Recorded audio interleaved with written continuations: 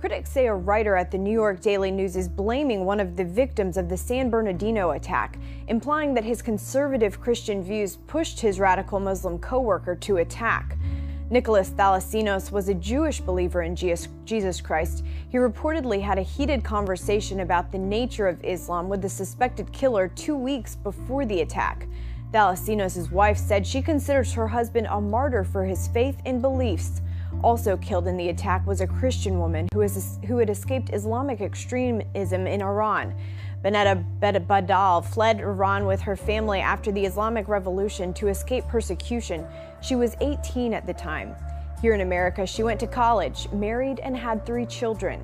In a statement, her family said, quote, "It's the ultimate irony that her life would be stolen from her by what appears to be the same type of extremism that she fled so many years ago." The group American Atheists says you don't have to be Christian to celebrate Christmas, and they're using their new ad campaign right here in Colorado. Maybe you've seen these 2 billboards like this. One's along I-25 in Fountain, the other in Colorado Springs. They show Santa and the words, "Go ahead and skip church, just be good for goodness sake." Now, some say it's dampening their Christmas spirit, but the group says that's not the point.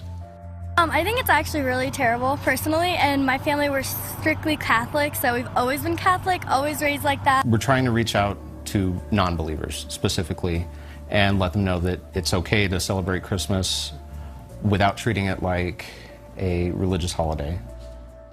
Here's what's interesting. The billboards are only up in one other city, Raleigh, North Carolina. They're going to stay up through the new year. When you put money into the offering plate at church, the IRS wants to collect something too. For donations of at least $250, the tax agency wants to give church officials the option of handing over their donors' Social Security numbers. Right now, churches and charities are required to send an acknowledgement letter to their donors for their tax records. And what the IRS is saying is, well, you can skip doing that if you get the donor's Social Security number, and then you send us a spreadsheet at the end of the year with those Social Security numbers. Many Americans already don't trust the IRS after the agency targeted conservative groups, and there's a fear this voluntary regulation will become mandatory. So starting today, there is a new protection at the border. Biometric screenings at the part of the Otay Mesa port of entry. 10 News reporter Marie Cornell shows us how it works.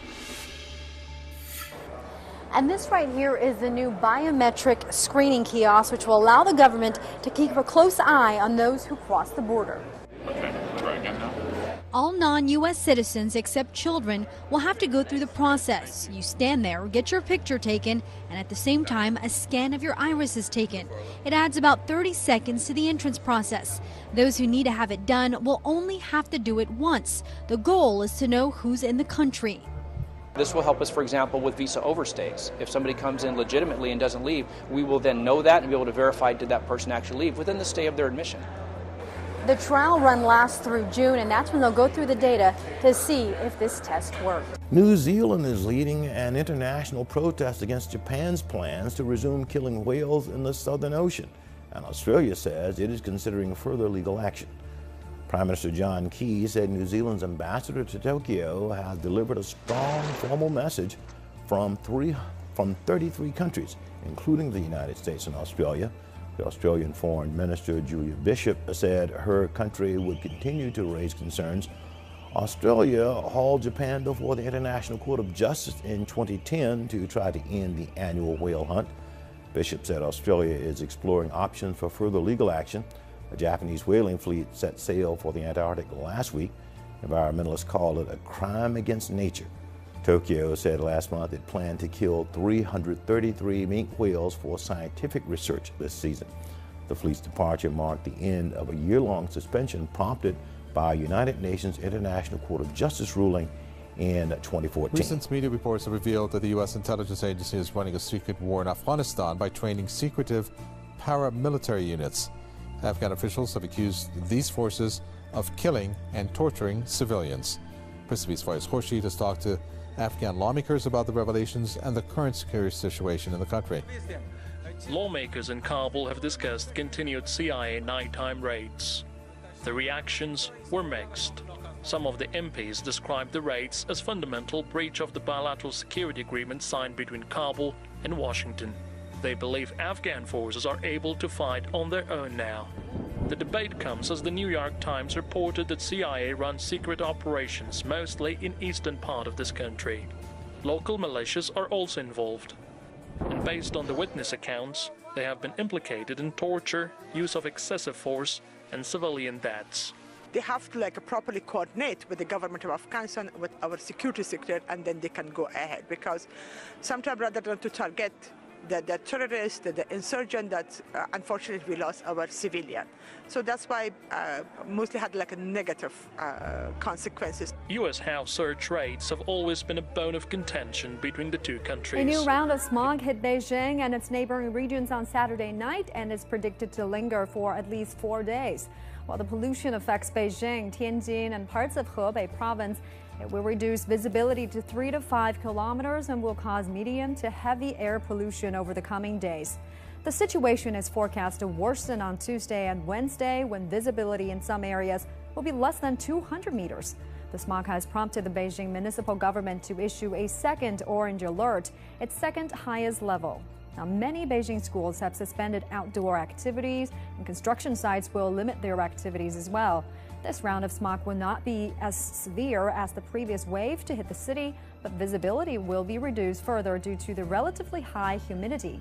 The situation will not improve until Wednesday, when rain and strong gales are expected to arrive. Begin tonight with questions surrounding a murder mystery in Lexington, Kentucky. An Indianapolis man now charged with killing a 6-year-old boy during a burglary. The Now's Mike Pelton has been digging into this case all day and joins us live with more.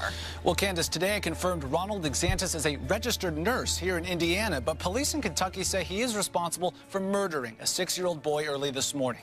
Here is a picture of 6-year-old Logan Tipton, who clearly enjoyed football. The Woodford County coroner confirms he died of multiple stab wounds to the head while he was asleep overnight. Versailles police say Ronald Exantis broke into the Tipton house early this morning, where he allegedly struggled with the father and stabbed Logan with a knife. Police arrested him for murder and burglary, and today we confirmed Exantis lives here on the north side and is a registered nurse. The Indiana Professional Licensing Agency tells me Exantis was issued a license in 2013 and renewed this past August. He has no complaints against him. Meanwhile, police in Versailles are still piecing this murder together as the Tipton family grieves the death of young Logan. Police in central Indiana tonight say he may not be the Grinch who stole Christmas here, but he's pretty close. Yeah, they're now searching for this man caught on tape stealing one family's Christmas gifts, but it gets worse. RTV6's Jason Fechner joins us live with the story all new at 6. Jason. Well, it seems to be happening more and more. Packages stolen right off someone's front porch. But the people stealing those packages more and more seem to be getting caught on tape. A lot of homeowners continue to add small cameras and small security systems. But what one camera just caught even police by surprise. Kind of sad. Before some packages went missing from Marilyn Hickrod's porch on Friday, one package was successfully delivered just 2 weeks ago. A security camera. And it worked like a dream. Marilyn was notified that her grandkids' Christmas gifts had been delivered, but nowhere to be seen. She checked the video. The next spot that showed up on the camera was a man walking up to the door, stopping, hesitating, looking at the box, and then walked away with the box that was left at the door by the mail lady. And maybe the worst part of this story is that criminal walked right past a nativity scene before stealing those gifts. Our manger scene, Mary, Joseph, and the baby, and he didn't even hesitate. Not a bit. Hickrod shared the video and pictures with police who posted it online, now asking for any tips to lead to the Grinch who really did steal Christmas. This technology that's out nowadays allows us to put these kinds of things out there, so I am hopeful and expectant that we will get a call on this. We've had some good success with our Facebook pages helping us solve these crimes in the past, and I don't expect this one to be any different. If he'd have come the day before, he would have gotten toilet paper and paper towels, and if he was desperate enough that he needed that, I would say, just knock on my door. I'll be happy to give you a roll of paper towels and a roll of toilet paper if you needed it that bad. The show goes on at 2 a.m. Havana's drag queen cabaret, lip-syncing 6 nights a week as cocktails flow and crowds grow. Cuba's underground gay scene slowly becoming mainstream. This new club, the latest to openly cater to LGBT customers. Now there's a boom. All the bars want to have drag queens, says Kiriam, who began performing in secret 21 years ago.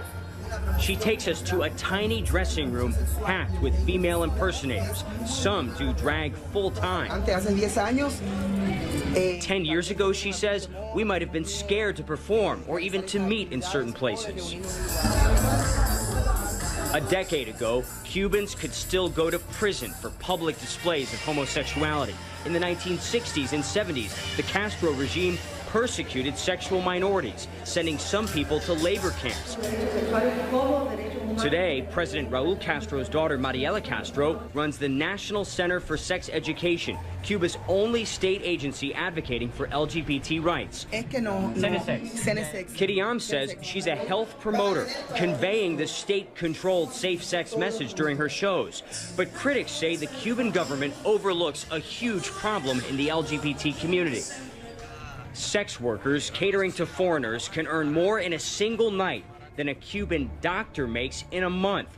Several men we spoke to say gay for pay is one of many issues ignored by Cuba's mainstream LGBT activists.